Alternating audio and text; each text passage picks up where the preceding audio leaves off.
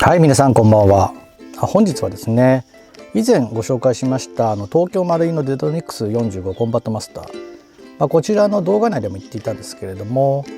最近話題のアニメのですね、主人公が使っている銃がこのデトニックスをカスタムした銃ということなので、今回ですね、私なりにですねカスタムした銃がこちらになります。それではですね、カスタムのきっかけとお話ししていきたいと思います。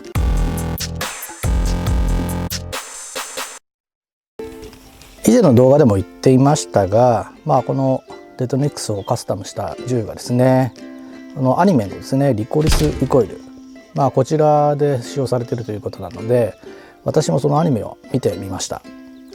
その内容は結構面白くて、銃のアクションシーンも結構あったりしてですね、私も非常に興味を持ちました。その主人公である千里がですね使用している銃に、今回私もですね、カスタムしようと思ってですね、このようなカスタムを施していきました。正式にですねカスタムパーツが出ているわけではないので、違っている部分とかもあるかもしれませんけれども、カスタムした内容について、よろしければですねご覧いただければと思います。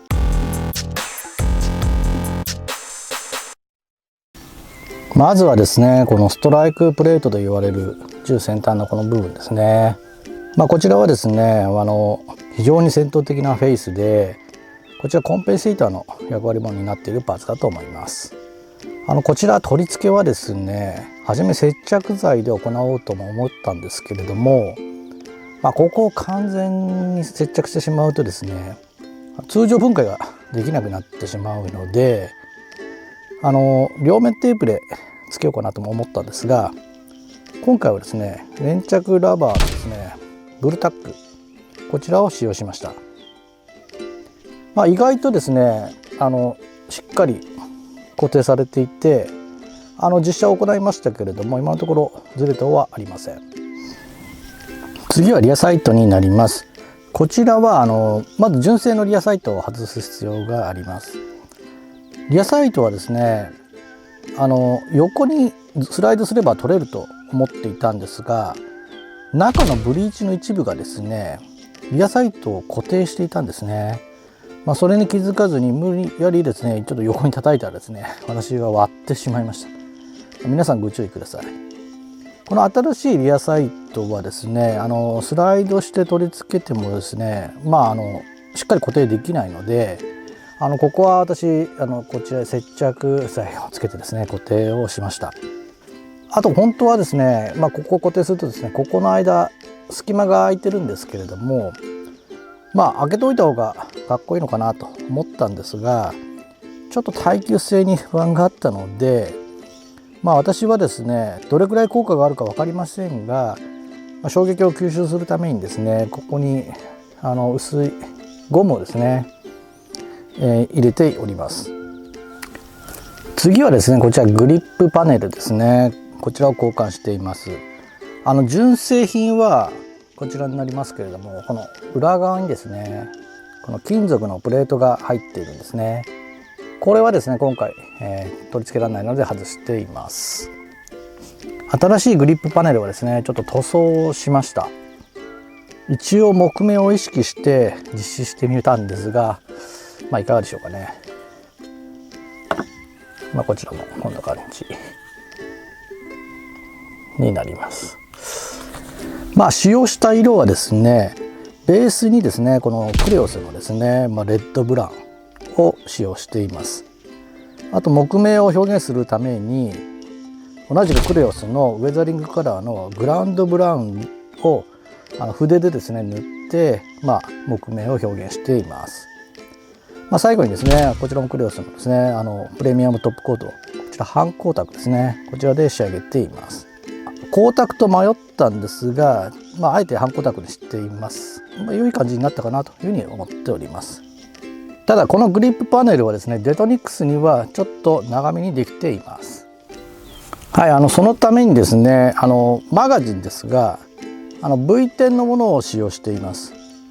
そのままだとですね隙間ができてしまうので、この高さのあるですねマガジンバンパーを購入しています。ただ通常のマガジンバンパーのようにですねテーブにつけるのではなくて、このテーブからですね上の方にですね取り付けるものになります。こちらはですね接着剤で取り付けています。あとテーブこちらもですね接着剤で取り付けて、ここですねガス注入用の穴をですねピンバイスを使って開けています。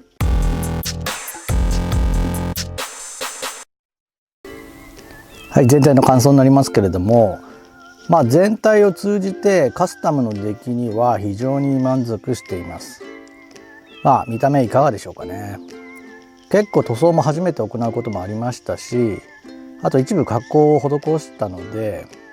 見た目が悪い部分もあるかもしれませんが、その点はご容赦いただければと思います。実際アニメの銃もしっかり見れているわけではないので、正確かは分かりませんが、だいぶ雰囲気は出ているのかなというふうに思っています。一応各パーツもですね実写してみましたが外れたりはしていないので、今のところ大丈夫かなと思っていますが、あまり実写を繰り返すカスタムではないのかなというふうにも思いました。それぞれのパーツのですね耐久性も分かりませんので、慎重に扱っていきたいと思っています。特にですねこのグリップパネルですね、このネジをですねきつく締めると割れてしまうかなというのもありますし、あとあんまりきつく締めちゃうと今度ここのマガジンとの摩擦もちょっと増えるので、今はですねちょっと緩めに締めています。あとこのストライクプレートっていうんですかね、こちらもですね、ブルタックでの接着なのでガス風呂の衝撃にどれくらい耐えれるかはちょっと未知数ですね。ただ私としてはですね今までにないカスタムができて非常に満足しております。塗装や加工など、かなり手間がかかりましたが、非常にいい経験にはなりました。今後もできる限りですねちょっと大切に扱っていきたいと思っております。はい、この後ですね少しですけれどもこの形状で実写シーンをお送りしたいと思います。よろしければそちらもご覧ください。